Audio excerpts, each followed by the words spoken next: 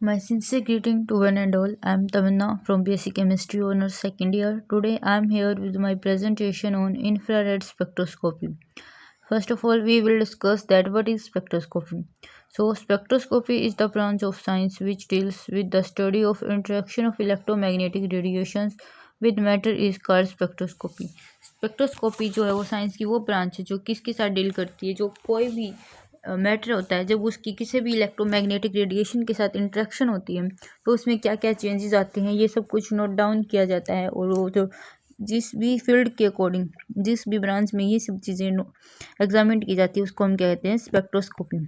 So when an organic compound is irradiated with electromagnetic radiation, कोई भी अगर organic compound irradiate करती है इलेक्ट्रोमैग्नेटिक रेडिएशन के साथ तो organic compound can observe some specific frequency, तो उस रेडिएशन की कुछ स्पेसिफिक फ्रीक्वेंसी होती है जो कि वो ऑर्गेनिक कंपाउंड ऑब्जर्व करता है and the allow the remaining radiation to pass through it, और जो बाकी बची हुई रेडिएशंस होती हैं जो वो ऑब्जर्व नहीं कर पाता उसको पास आउट कर देती हैं ट्रांसमिटेड लाइट की फॉर्म में। Some of the light can also be reflected back to the source, कुछ लाइट जो होती है जिस सोर्स से वो इलेक्ट्रोमैग्नेटिक रेडिएशंस आती हैं रेडिएटेड होती हैं वहाँ पर रिफ्लेक्ट बैक हो जाती हैं। तो इलेक्ट्रोमैग्नेटिक रेडिएशन केमिकल सैंपल पे कुछ एब्जॉर्व हो जाती हैं जितनी उस पर एब्जॉर्व की जाए और बाकी की ट्रांसमिटेड लाइट हो जाती है जो कि हम डिटेक्टर के थ्रू उसको कलेक्ट करते हैं। So from all radiation, the organic compound can observe some specific frequency and allow the remaining to pass through it transmitted light, which is further determined by detector. So our topic is what is infrared spectroscopy. So infrared spectroscopy, the branch of science which deals with the study of interaction of infrared radiation with matter is called infrared spectroscopy.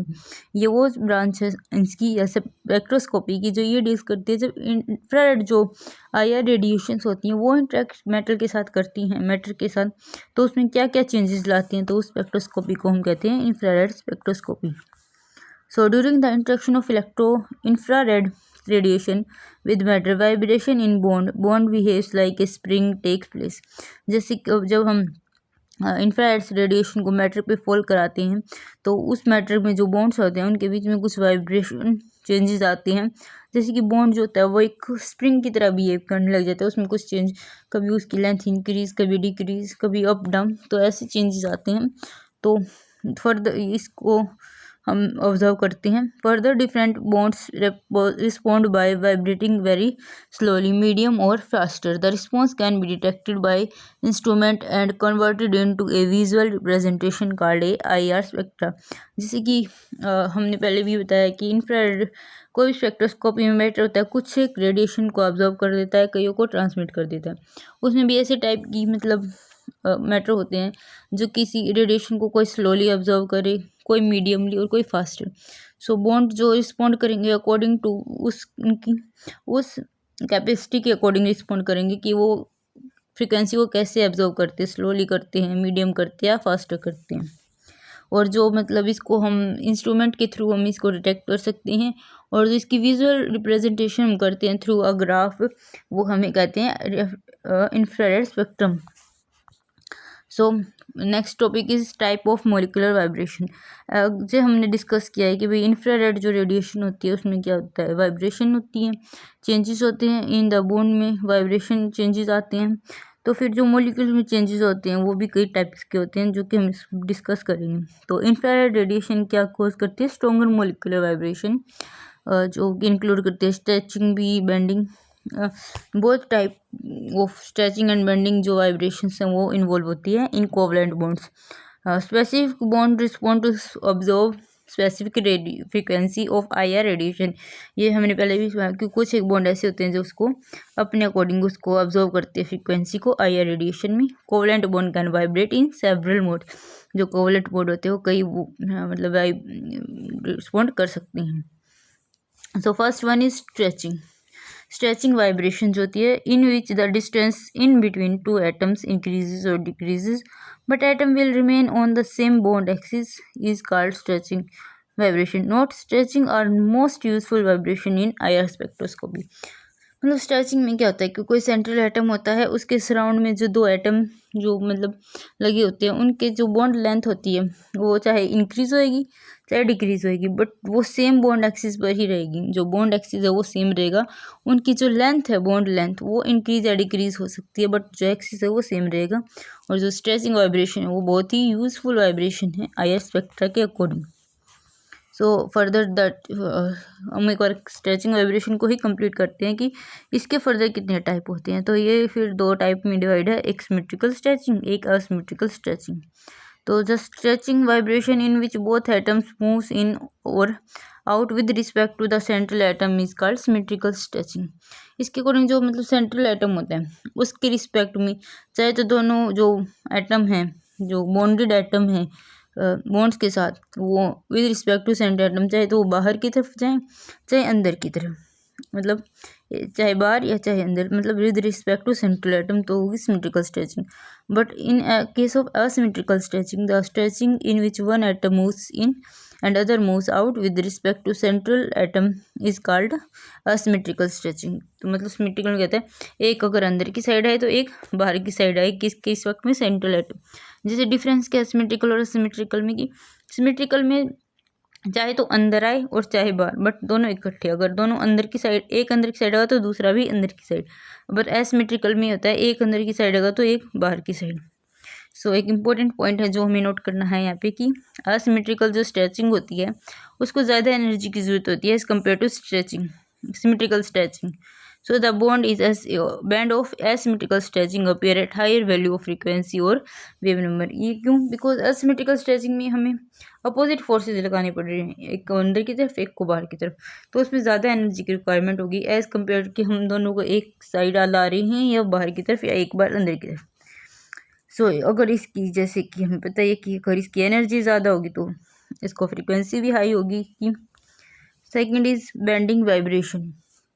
तो ये vibration है in which distance जो होता है किसके बीच में, दो atom के बीच में, वो तो सेम रहता है, बट जो पोजीशन है वो एटम की वो चेंज होती है ओरिजिनल जो बॉन्ड एक्सिस है उसके रिस्पेक्ट में। स्ट्रेचिंग में हमने क्या पढ़ा? स्ट्रेचिंग में हमने पढ़ा कि जो बॉन्ड लेंथ है वो इंक्रीज या डिक्रीज होती है, बट जो बॉन्ड एक्सिस है वो सेम रहता है। बट बेंडिंग में जस्ट उसका अपोजिट है कि जो उन दो एटम्स के बीच में जो बॉन्ड है उसकी लेंथ जो है वो सेम रहेगी, बट जो पोजीशन है बॉन्ड एक्सिस की वो डिफर करेगी with respect to original bond. So अब टाइप हम करते हैं किसके? बेंडिंग और बेंडिंग वाइब्रेशन के। So bending vibration is of further two types, in plane bending and out of plane bending. तो इन प्लेन बेंडिंग, जो इन प्लेन बेंडिंग होती है उसमें जो वाइब्रेशन है in which atom remain in the same plane of the system is called in plane. So simple, अगर within the plane है वो एटम तो वो इन प्लेन बेंडिंग है। तो in plane bending further divide होती है दो पार्ट में, सीजरिंग और रॉकिंग। तो सीजरिंग क्या होता है? The vibration in which two atoms approaches moves toward each other is called in the same plane of the system are called scissoring. Scissoring में क्या होता है कि दोनों जो एटम्स हैं तो वो एक दूसरे की टुवर्ड देमसेल्फ अप्रोच हो, एक दूसरे की तरफ आए, वो विद इन ए प्लेन वो होती है सीजरिंग।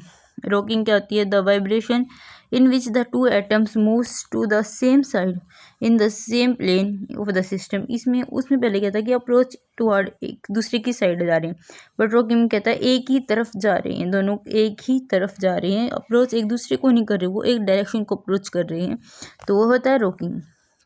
बी है आउट ऑफ प्लेन बेंडिंग।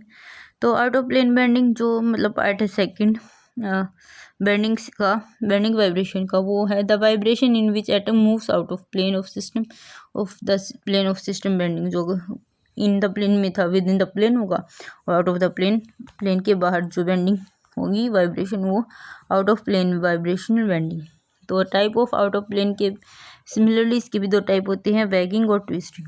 तो वैगिंग क्या होता है? The vibration in which the two atoms simultaneously moves above और below the plane of system is called wagging. Wagging कहते हैं स्टिमुलेटली यानी एक साइड चाहे तो प्लेन से ऊपर जाए या प्लेन के नीचे जाए, तो वो होता है wagging. Twisting, the vibration in which the one atom moves up and other moves down the plane of system at the same time is called twisting. की एक ऊपर की तरफ जाए तो एक नीचे की तरफ, एक नीचे की तरफ तो एक ऊपर की तरफ, होता है twisting.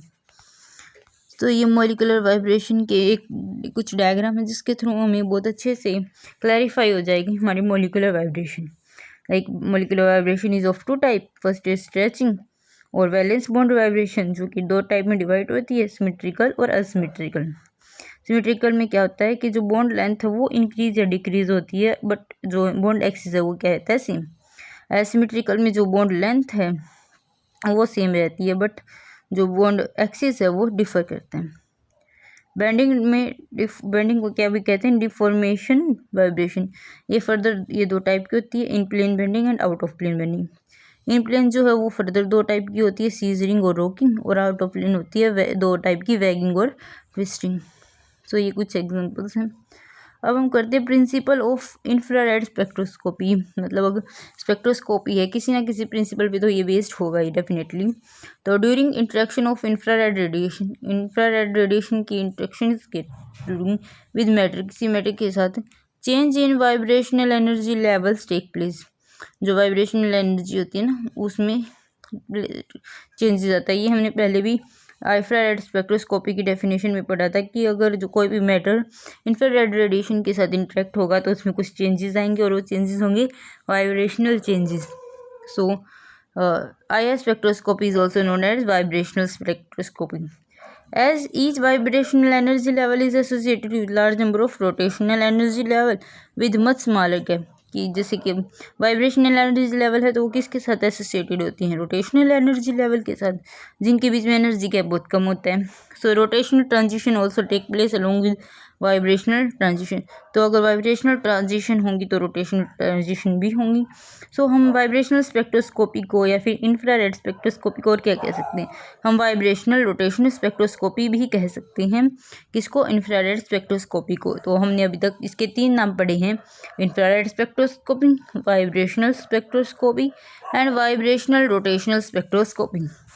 Further all the bond in molecule can not observe IR radiation. ये पहली बार बात ये फिर आ गई कि मतलब सारी की सारी ये जरूरी नहीं कि रेडिएशन उसको एब्जॉर्व करे, कुछ एक रिफ्लेक्ट बैक भी हो जाती है सोर्स के टुवर्ड, या कुछ एक ट्रांसमिटेड लाइट की फॉर्म में भी पास आउट हो जाती है, जो हम डिटेक्टर के थ्रू उसको हम कलेक्ट करते हैं, डिटेक्ट करते हैं। But only those bonds of molecule will absorb IR radiation in which accompanied by a net change in dipole moment are accompanied by a net change in dipole moment, and such transitions are called IR active transition. So basically इसमें क्या बता रखा है कि जो मतलब कुछ एक ऐसी रेडिएशन होंगी जो कि कुछ एक ऐसी बॉन्ड होंगे जो IR रेडिएशन को ऑब्जर्व करेंगे, वो भी कौन से होंगे जिसमें net change in dipole moment होगा। जिस भी बॉन्ड के या फिर मॉलिक्यूल के अंदर डाइपोल मोमेंट में चेंज होगा वही जो है IR रेडिएशन को ऑब्जर्व करेंगे, और ऐसी ट्रांजिशन को हम IR एक्टिव ट्रांजिशन कहते हैं। So these are the graph of potential energy versus internuclear distances and internuclear separation.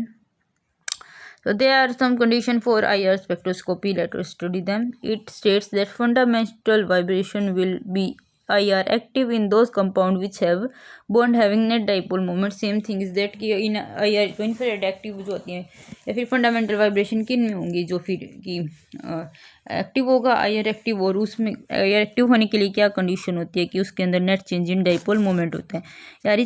और हम इसको एक और तरीके से समझ सकते हैं कि it state that any substance will absorb IR radiation और undergo vibrational transition if it has bond with net dipole moment. कोई भी सब्सटेंस कोई भी मैटर होगा वो IR रेडिएशन के थ्रू ऑब्जर्व करेगा IR रेडिएशन को, और उसमें वाइब्रेशनल ट्रांजिशन टेक प्लेस करेगी, बट उसके लिए कंडीशन नेसेसरी है कि इसके अंदर डाइपोल जो नेट डाइपोल जो है वो चेंज वैल्यू होनी चाहिए उसकी।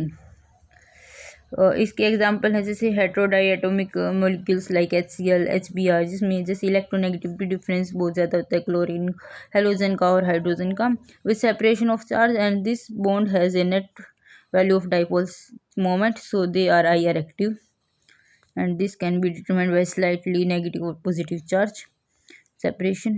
Example another is a like the homodiatomic molecules like H2O2 N2 have bond with zero value of dipole moment, क्योंकि दोनों की ही इलेक्ट्रोनेगेटिविटी या फिर हम चार्ज कह सकते हैं ऑलमोस्ट बिल्कुल सेम होता है, बिकॉज मॉलिक्यूल ही दोनों सेम है, so they have no separation of charge. So जो ये है क्या होते हैं, आई आर इनएक्टिव होते हैं, क्योंकि इनमें कोई भी net change in dipole moment नहीं है। बाकी हम net change in dipole moment को माइक्रो को इसको हम डिनोट करते हैं क्या हो, इंटू डी, जो क्या होता है, चार्ज होता है, डी डिस्टेंस होता है दो बॉन्ड के बीच में, या बॉन्ड लेंथ कह सकते हैं। तो अगर एक भी चीज़ हमारे पास जीरो होगी तो वो क्या होगा, आई आर इनएक्टिव होगा। एग्जाम्पल, इन सिमेट्रिकल पॉलीएटॉमिक मॉलिक्यूल, सिमेट्रिकल जो पॉलीएटॉमिक मॉलिक्यूल्स होते हैं, जैसे कि इथेन हो गया, इथीन हो गया, इथाइन हो गया, there is a bond with zero value of dipole moment. यहाँ पर मतलब सिमेट्रिकल जो ऑलमोस्ट सिमेट्रिकल होती हैं उनमें जो डाइपोल मोमेंट क्या होता है, जीरो, क्योंकि they have no separation of charges, वो तो साइड जो होता है वो सेम होते हैं, तो कोई सेपरेशन चार्ज की नहीं होगी, चार्ज कैंसिल आउट हो जाएगा। So they are I R active. Further there is bond will net value of dipole moment, so are they are I R active. But अगर कुछ इन सम केसेस अगर उनकी जो उनके अंदर क्या होगा, net change in dipole moment होगा, तो उसको हम आई आर एक्टिव भी कह सकते हैं। या कुछ एक्सेप्शनल केसेस होते हैं जो हम आगे बढ़ेंगे। I R spectra of ethane, I R spectra हम पहले भी डिस्कस करते हैं कि भाई आई आर स्पेक्ट्रा क्या होता है कि हम इंस्ट्रूमेंट के थ्रू उसको मेज़र करते हैं और उसको एक ग्राफ की फॉर्म में प्लॉट कर देते हैं, तो वो इंफ्रारेड स्पेक्ट्रा होता है। तो हम यहाँ इथेन का डिस्कस करने वाले हैं। इथेन का फॉर्मूला क्या होता है, C2H6, जो ये होता है इथेन का फॉर्मूला।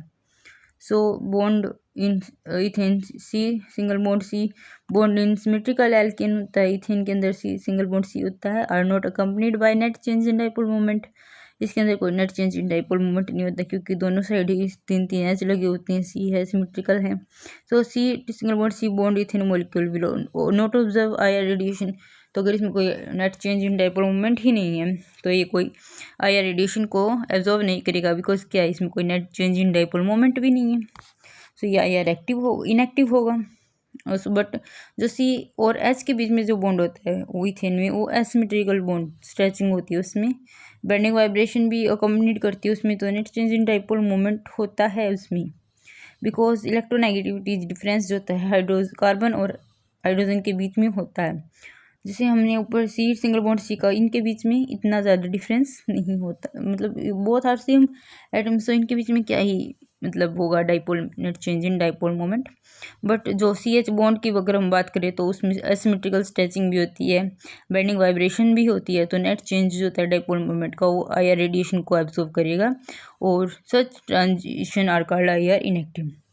तो इन्हें हम ये कोई एक्सेप्शनल केसेस जैसे हमने कहा था ना कि हम डिस्कस करेंगे, तो ये उनमें से आता कि अगर सी सिंगल बॉन्ड सी का अगर हम देखें तो आई आर इनएक्टिव है, बिकॉज कोई net change in dipole moment नहीं है। बट अगर सी एच बॉन्ड का अगर हम देखें तो इसमें आई आर जो एक्टिव ट्रांजिशन है, बिकॉज क्योंकि इसके अंदर इलेक्ट्रोनेगेटिविटी डिफरेंस है, इसके अंदर net change in dipole moment है। So another example is propyne. Propyne जो है वो आई आर एक्टिव होता है, because bond moment of one C H bond does not completely cancel, because ये सिमेट्रिकल नहीं होता। प्रोपाइन में क्या होता है, हमारे पास तीन कार्बन एटम होते हैं, ऑब्वियसली ये सिमेट्रिकल नहीं होता, और इसमें जो एक सी एच बॉन्ड है जो रह जाता है, अगर हम इसको कैंसिल भी करें इसकी बॉन्ड नेट चार्जेस को टोटल करने के लिए, तो बड़ी एक सी एच बॉन्ड जो है वो रह जाता है, कम्प्लीटली कैंसिल नहीं होता। तो जो bond moment of C H bond का और फिर उसके अंदर net change in dipole moment होता है, तो इथीन इज बाहिल इथाइन, जो इथाइन होता है वो इन आई आर इनएक्टिव होता है, बिकॉज वो सिमेट्रिकल होता है, दो कार्बन होते हैं, सिमिलरली दो कार्बन होते हैं, उसके ऊपर क्या होता है एक हाइड्रोजन लगा होता है, तो सी एच बॉन्ड से कैंसिल हो जाता है, तो इसलिए वो E N R I R inactive होता है, because the bond moment of one C H bond completely cancels the bond moment of other C H bond and thus it has net zero value of dipole moment. तो उसकी जो net value होती है dipole moment की होती है zero. तो एक टाइप से सिमेट्री पर भी डिपेंड करता है हाइड्रोकार्बन्स की, जैसे अगर सिमेट्रिकल है, सेम टाइप के ग्रुप्स हैं दोनों साइड, किसी सिंगल बॉन्ड ट्रिपल बॉन्ड या ट्रिपल बॉन्ड के सराउंड, तो एक दूसरे को कैंसिल आउट कर देती हैं। बट अगर सिमिलरली अगर एसिमेट्रिकल है तो कोई ना कोई, मतलब अगर तीन का है तो दो आपस में कैंसिल होकर एक तो फिर भी रह ही जाता है, जिसमें कुछ ना कुछ net change in dipole moment हमें ऑब्जर्व होता है।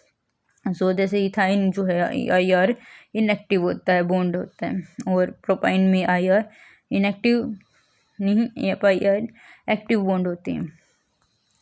एग्जाम्पल है जैसे 612 डाइक्लोरो इथेन जो है आई आर एक्टिव होता है। अब इसमें आगे जैसे कि हमने कहा कि पहले हमने कहा था कि अगर कोई सिमेट्रिकल होगा ऑलमोस्ट तो उसके अंदर नेट डाइपोल 0 होगा बिकॉज वो कैंसिल हो जाएगा। बट इन केस ऑफ सिस के केस में हम कह सकते हैं कि वो IR एक्टिव होगा। क्यों? क्योंकि जो एक Cl बॉन्ड है वो कम्प्लीटली नहीं काटता एक दूसरे को of other Cl bond and thus it has net value of dipole moment. तो उसका कुछ ना कुछ नेट डाइपोल मोमेंट होता है। While in trans, but trans के केस में क्या होता है, वो एक दूसरे को काट देते हैं तो ये IR इनएक्टिव होते हैं। सो बॉन्ड क्योंकि वन Cl जो है वो दूसरे Cl से कट जाता है और उसकी जो बॉन्ड मोमेंट जो नेट डाइपोल मोमेंट होता है वो 0 हो जाता है।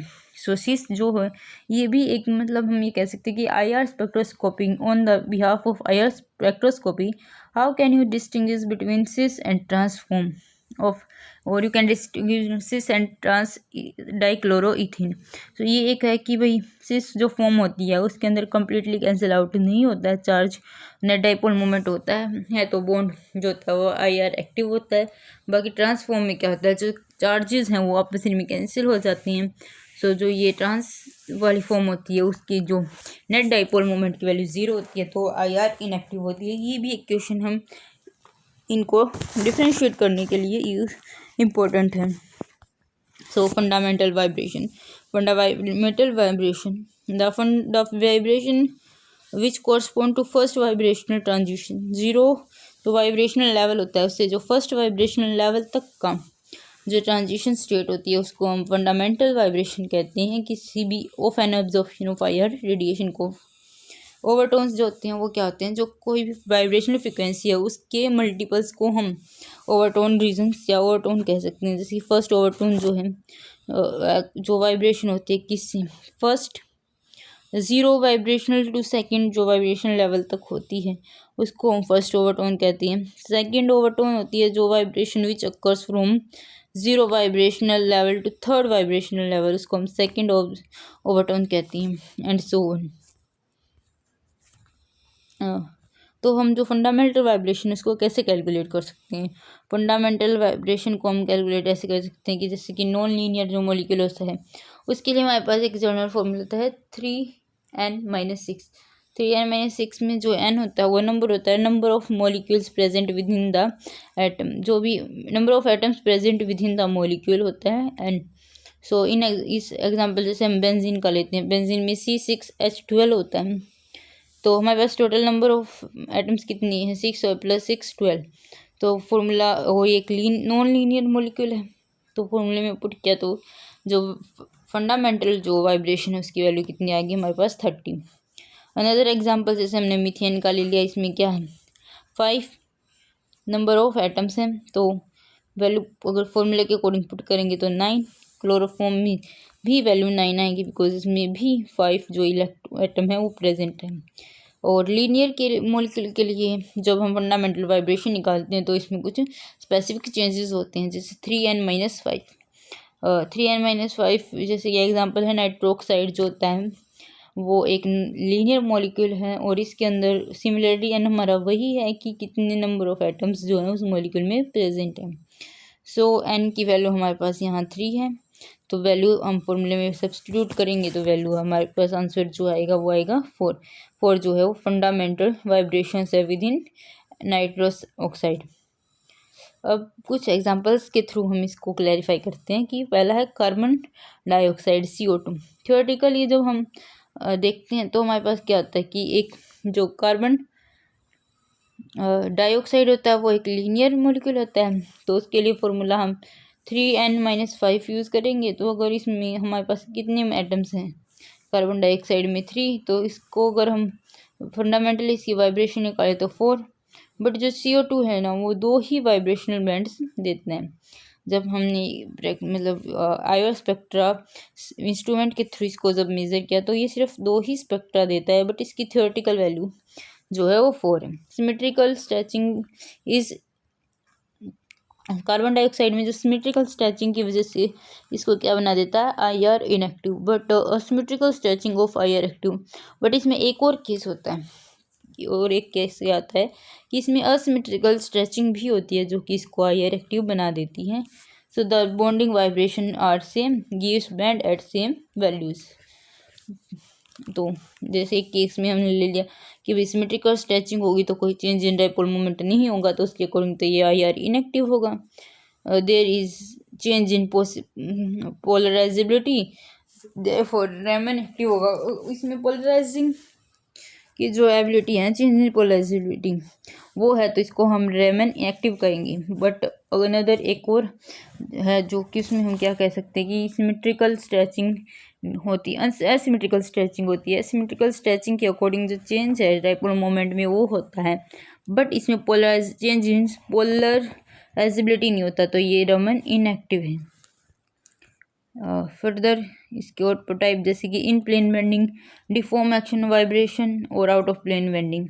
तो इसमें जो डिफॉर्म एक्शन या वाइब्रेशन है ऑफ CO2 की, वो डिजनरेट होती है और अपीयर होती है सेम रीजन में। रीजन ऑलमोस्ट 660 सेंटीमीटर यूनिवर्स है इन IR spectra and of CO2. Therefore, no change in polarizability.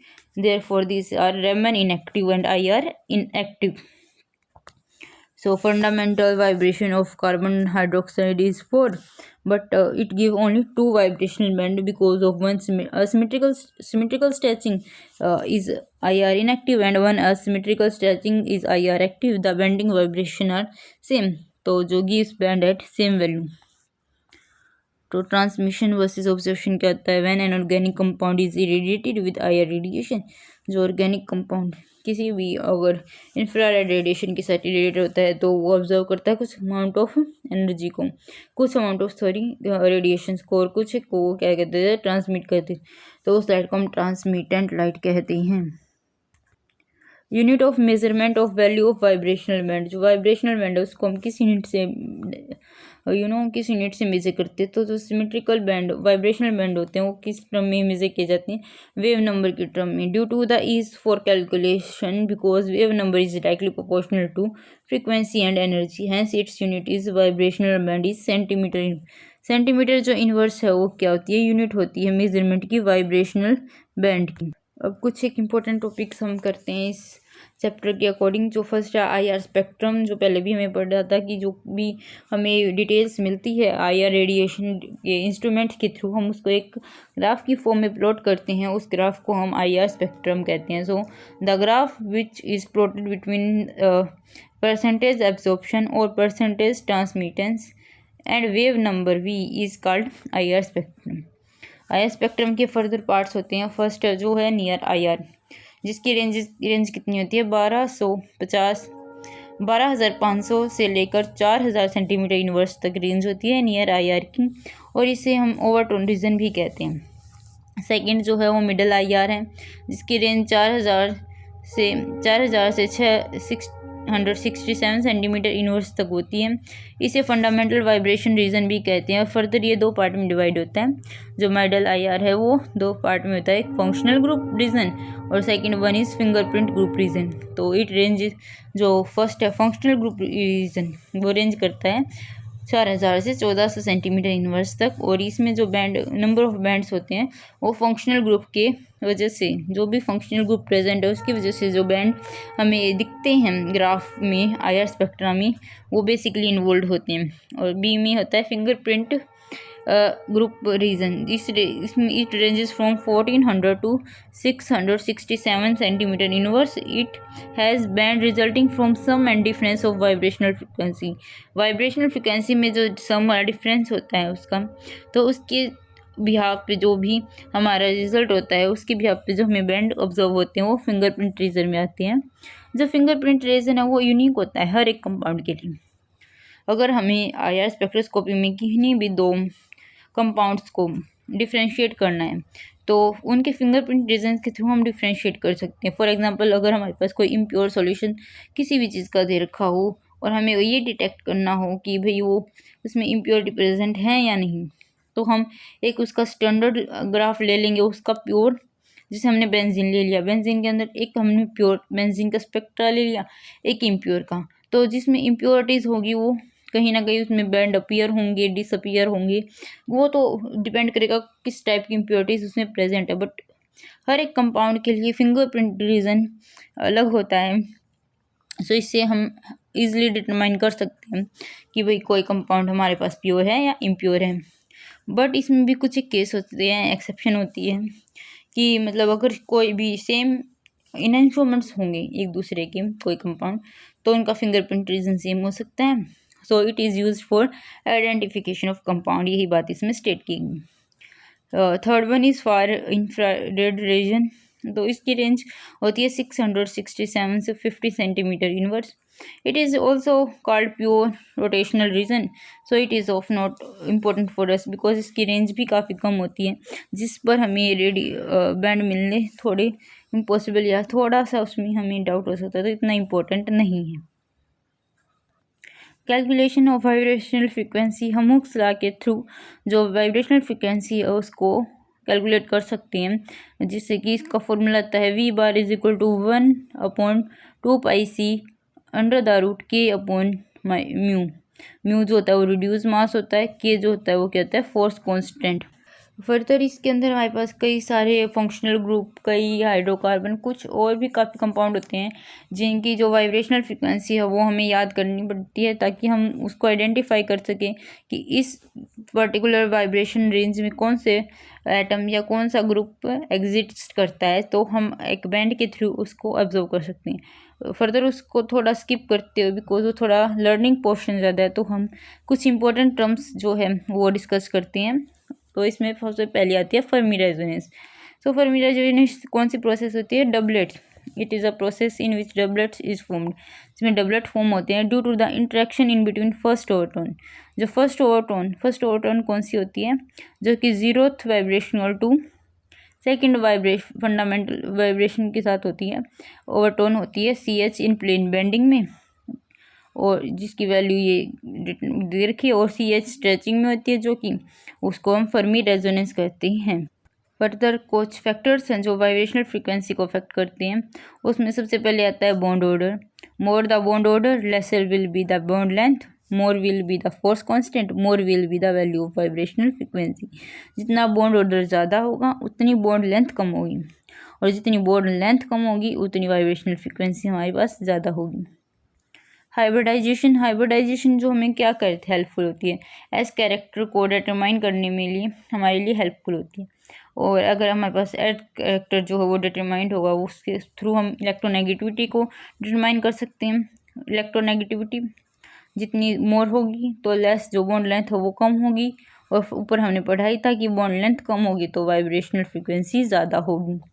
मास पर भी डिपेंड करता है बॉन्डेड आइटम्स की जो वाइब्रेशनल फ्रिक्वेंसी है, वो जो बॉन्डेड आइटम होते हैं उनके मासेस पर भी डिपेंड करता है। जितना ज़्यादा मास होगा उतना कम जो है फोर्स कांस्टेंट की वैल्यू होगी, और उतना कम हमारे पास वाइब्रेशनल फ्रीक्वेंसी होती है। ये सब कुछ कोरिलेटेड है हुक्स लॉ से। हुक्स लॉ में हमेरे पास रिड्यूस मास का भी, फोर्स कांस्टेंट का भी, स्पीड ऑफ लाइट का भी हमारे पास फैक्टर अफेक्टिंग है, तो उसके अकॉर्डिंग हम इसके फैक्टर्स को हमसे डिफाइन कर सकते हैं। जैसे vibrational frequency CH, C single bond C single bond O, C single bond Cl, C single bond Br, C single bond I के जो बॉन्ड्स होते हैं उसकी वाइब्रेशनल फ्रिक्वेंसी है रिस्पेक्टिवली मैं बताती हूँ दैट 2900, 1200, 1100, 800, 650, 550 सेंटीमीटर इनवर्स जो इनकी वाइब्रेशनल फ्रिक्वेंसी है। Isotope carry more mass of atom, lesser will be the constant, lesser will be the vibrational frequency.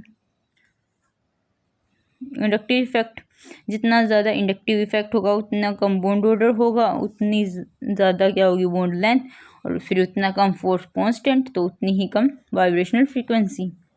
Conjugation भी इफेक्ट करता है। Conjugation due to the presence of double bond at alternative position. If one double bond is present in conjugation with carbonyl group, then the vibrational frequency of bond decrease. If more double bond is present in conjugation, carbonyl frequency of further decreases. जितनी ज़्यादा conjugation होगी उतना ज़्यादा हमारे पास vibrational frequency की value कम होगी। इसके बाद एक और टॉपिक इसी के अंदर आता है conjugation due two plus are effect minus are effect. Inductive effect के थ्रू अगर उसमें तो प्लस आर इफेक्ट की क्या इफेक्ट होगा, जैसे कि प्लस आर इफेक्ट ज़्यादा हुआ तो बॉन्ड ऑर्डर कम होगा, बॉन्ड लेंथ ज़्यादा बढ़ेगी तो फोर्स कांस्टेंट कम होगा, तो वाइब्रेशनल फ्रीक्वेंसी भी क्या होगी, कम होगी। I think yes, bond length ज़्यादा होगी तो वाइब्रेशनल फ्रीक्वेंसी कम होगी।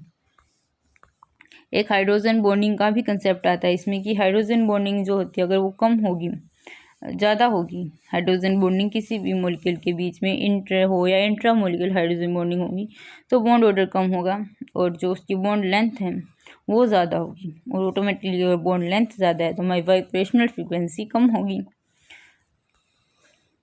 एक वाइब्रोनिक कपलिंग भी एक इम्पोर्टेंट टॉपिक है आईआर स्पेक्ट्रोस्कोपी का। इसमें क्या होता है कि कपलिंग वाइब्रेशन होती है सिमेट्रिकल और एसिमेट्रिकल स्ट्रेचिंग के बीच में, कि कोई मॉलिक्यूल है उसके अंदर वाइब्रेशनल या सिमेट्रिकल एसिमेट्रिक कोई भी वाइब्रेशन हो रही है with in the molecule it is, और उससे ज़्यादा कुछ अफेक्ट नहीं हो रहा है। बट अगर कोई बाहर से कोई हम ऐसा कोज या कोई ऐसा इफेक्ट डालें कि उसमें वाइब्रेशनल चेंजेस ज़्यादा होंगी और उसमें डिसऑर्डर्स डिसऑर्डर्स टाइप में उसकी फॉर्मेशन होगी तो हम उस कपलिंग को वाइब्रोनिक कपलिंग कहते हैं। Here with some application of IR spectroscopy. IR spectroscopy के applications में first mechanism of reaction during conversion of carboxylic acid into carboxylatine. कई reactions के mechanism में भी helpful है IR spectroscopy। जो नेचर है फंक्शनल ग्रुप, जैसे हमने फंक्शनल ग्रुप रीजन में पढ़ा था ना कि भी बैंड जो अपीयर होते हैं वो बिकॉज ऑफ फंक्शनल ग्रुप्स होते हैं, तो उसकी इंटेंसिटी उनकी फ्रीक्वेंसी के अकॉर्डिंग हम ये पता कर सकते हैं कि फंक्शनल ग्रुप किस नेचर का प्रेजेंट है उस पर्टिकुलर कंपाउंड की। इम्प्योरिटी इन ए कंपाउंड, आईआर स्पेक्ट्रोस्कोपी में फिंगरप्रिंट रीजन होता है जिसके थ्रू हम इम्प्योरिटी और प्योरिटी ऑफ कंपाउंड जो हमने पहले आईआर फिंगरप्रिंट रीजन में डिस्कस कर चुकी हैं वही सेम चीज़ इसमें है। Presence of hydrogen bonding, hydrogen bonding की भी, क्योंकि हाइड्रोजन बॉन्डिंग एक फैक्टर इफेक्ट करता है वाइब्रेशनल फ्रिक्वेंसी को, तो अगर वो इफेक्ट करेगा तो वो प्रेजेंट है। सिंपली हम बता सकते हैं कि हाइड्रोजन बॉन्डिंग की प्रेजेंस है या नहीं है। प्रेजेंस ऑफ इंटर और इंट्रामोलिकुलर हाइड्रोजन बॉन्डिंग की विद इन द मॉलिक्यूल है हाइड्रोजन बॉन्डिंग कंपाउंड के, अगर विद इन द इंट्रामोलिकुलर होगी तो कोई भी चेंज नहीं दिखाएगी आईआर स्पेक्ट्रा में। Dilution on dilution the effect is of dilution, but intermolecular hydrogen bonding जो है वो शो करेगी चेंजेस डाइल्यूशन में आईआर स्पेक्ट्रा के अंदर। नेचर ऑफ जियोमेट्रिकल आइसोमेरिज्म की सिस और ट्रांसफॉर्म हम जो पहले ही पढ़ चुके हैं कि सिस जो होता है वो फॉर्म जो है उसको कंपाउंड को आईआर एक्टिव बना देगा, वाइल जो ट्रांसफॉर्म है उसमें चार्ज कैंसिल आउट हो जाएगा, कोई डाइपोल मोमेंट नहीं बचेगा तो आईआर इनएक्टिव बना देगा कंपाउंड को। सिस ट्रांसफॉर्म जो होती है आईआर इनएक्टिव होती है और सिस फॉर्म जो होती है आईआर एक्टिव होती है। And study of enol tautomerism की भी स्टडी में हमारे लिए बहुत हेल्पफुल होती है IR spectroscopy. So here we done, thank you, I hope it would be okay.